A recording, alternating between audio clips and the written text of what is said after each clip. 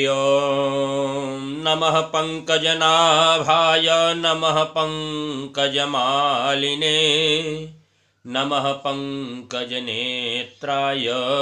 नमस्ते पंकजांघ्रे। सभी सनातनी को जय सिया राम। आज एक बार फिर से मैं आप सबके समक्ष उपस्थित हुआ हूँ। आज एक नई कहानी के साथ, जिस कहानी का शीर्षक है निराभिमानी साधु, यानी जिसके अंदर कोई अभिमान नहीं है ऐसा साधु। और साधु का मतलब ही होता है कि सर्वाण इंद्रियाण साधयत, यह सह साधु, जो अपने समस्त इंद्रियों को अपने बस में कर लिया हो। काम क्रोध लोभ मोह मद मत्सर अहंकार ईर्ष्या द्वेष छल कपट प्रपंच आदि इन सब से कोसों दूर जो हो, वही है असली साधु। क्योंकि जटाभिस्तापसः साधु नहीं होते। बड़ी बड़ी जटाओं को रखा लेना, बड़े बड़े बालों को कर लेना, दाढ़ी को रखा लेना, लाल पीले काले नीले वस्त्र को पहन लेना, इनको साधु नहीं कहा जाता। साधु का मतलब जिसके अंदर सज्जनता हो, सेवा भाव हो, वही है साधु। तो आज ऐसी ही एक कहानी के साथ आज आपके सामने मैं फिर से उपस्थित हुआ हूँ। बहुत दिनों की बात है, एक संत जी इसी अपने भारत देश में रहा करते थे और वो इतने निर्लोभी थे कि दूर दूर तक उनके इस निर्लोभ की चर्चा फैली हुई थी। जैसे सूर्य बिना किसी अभिमान के पूरे संसार को प्रकाशित करता है, ऐसे ही वह साधु अपने सज्जनता से, जनता की सेवा भाव से लोगों की सेवा करते हुए, ऐसे ही उनका भी यश पूरे त्रैलोक्य में फैला हुआ था। एक बार देवताओं ने निश्चय किया कि यह एक ऐसे साधु हैं, चल करके इनको कुछ आशीर्वाद दिया जाए, कुछ वरदान दिया जाए। देवता आए, महात्मा जी के पास प्रणाम किया और उनसे कहा कि महात्मा जी, आपकी सेवा भाव से हम सब देवता बहुत प्रसन्न हैं, आप कुछ वरदान मांगिए। संत जी ने कहा कि देवताओं, मुझे कुछ नहीं चाहिए, क्योंकि मैं इस संसार में रह करके मैं सेवा करना चाहता हूँ। मैं कोई पद या प्रतिष्ठा, कोई सम्मान मैं नहीं लेना चाहता, क्योंकि अगर मैं सेवा करते हुए किसी पद की प्रतिष्ठा करूँगा, किसी फल की कामना अगर मैं करूँगा, तो हमारे अंदर अहंकार आ जाएगा और वही मुझे नहीं चाहिए। मुझे तो बस सेवक बन करके सेवा करने में ही आनंद है। देवताओं ने कहा, अगर आप कहिए तो हम ऐसा कर दें कि आप जिसको चाहें वह आनंदातिरेक में डूब जाए, खूब आनंदित हो जाए, उसके सारे कष्ट हो जाए। संत जी ने कहा कि मुझे कुछ नहीं चाहिए, मुझे ऐसा कुछ भी नहीं चाहिए, आप लोग जा सकते हो। बार बार निवेदन करने के बाद भी जब देवता नहीं माने, संत जी ने बार बार यही कहा कि मुझे कुछ भी नहीं चाहिए। अंततः देवताओं ने कहा कि संत जी, हम आए हैं तो हम कुछ दे करके ही जाएंगे, अब बताइए आपको क्या चाहिए।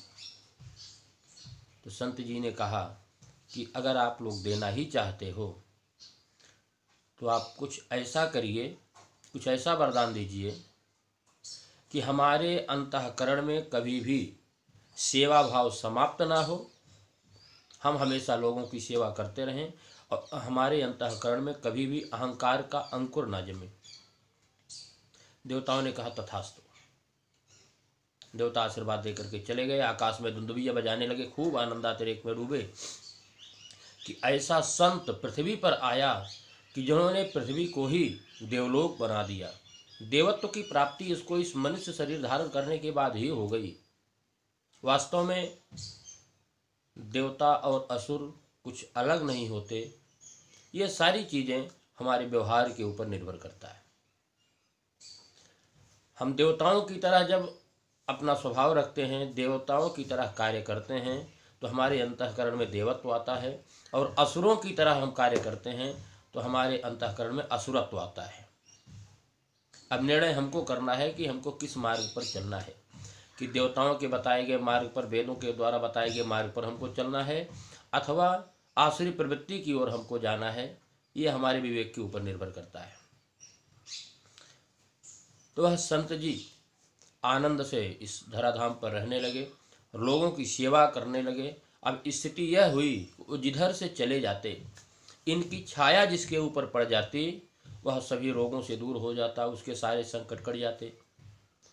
सूखे पेड़ों पर भी अगर इनकी छाया पड़ जाती तो हरे भरे हो जाते, तालाब पे पड़ती तो वहाँ पर पानी भर जाता। जिनके ऊपर भी इनकी छाया पड़ जाती वो सब खुशहाल हो जाते और इनको उस अपनी छाया का एहसास भी नहीं होता कि मेरे कारण से ऐसा हो रहा है। इसलिए इनके अंतःकरण में कोई ना तो कोई दोष भावना, ना कोई अहंकार, ऐसा कुछ भी नहीं। आराम से इस संसार में रह रहे हैं और लोगों की सेवा कर रहे हैं, क्योंकि इनको तो सेवा में ही आनंद है और यही ये चाहते भी थे। और यही हमारा आपका भी धर्म होना चाहिए कि संसार में आए हैं तो परोपकार हमको करना चाहिए, लोगों की सेवा करनी चाहिए, किसी को परेशान नहीं करना चाहिए, क्योंकि परोपकाराय पुण्याय पापाय परपीडनम, यही है। अगर हम पाप करते हैं उससे दुख होता है, परोपकार करते हैं तो उससे पुण्य होता है। 4 वेद, 18 पुराण, 6 शास्त्र, उपनिषदों में जितने भी हमारे धर्म ग्रंथ हैं, हर जगह सिर्फ यही बातें बतलाई गई हैं कि परहित सरिस धर्म नहीं भाई, पर पीड़ा सम नहीं अधमाई। इसलिए दूसरों के दुख को दूर करने का सतत प्रयास करें, अपने अंदर सेवा भाव लाएं। अगर निर्लोभ भाव से अगर हम सेवा करते रहेंगे तो निश्चित रूप से हमारा भी कल्याण होगा, पूरे संसार का कल्याण होगा और हमारे अंतःकरण में अहंकार का अंकुर नहीं जमेगा। क्योंकि हमारे अंतःकरण में अगर अहंकार उदय होता है, अहंकार उदय अगर हुआ तो अहंकार ही भगवान का आहार है, उससे हमारा भी नुकसान होगा, संसार का भी नुकसान होगा।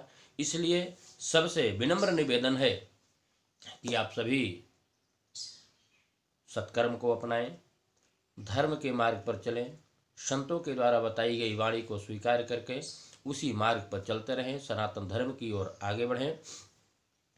और ऐसे ही अगर यह कहानी आपको अच्छी लगी हो तो चैनल को सब्सक्राइब करें, लाइक करें, आगे भी शेयर करें, जिससे रोज़ एक नई नई प्रेरणादायक कहानी के साथ मैं आपके सामने उपस्थित हूँ और आप लोग नई नई कहानियों का आनंद लेकर के धर्म के मार्ग पर आगे बढ़ते रहें।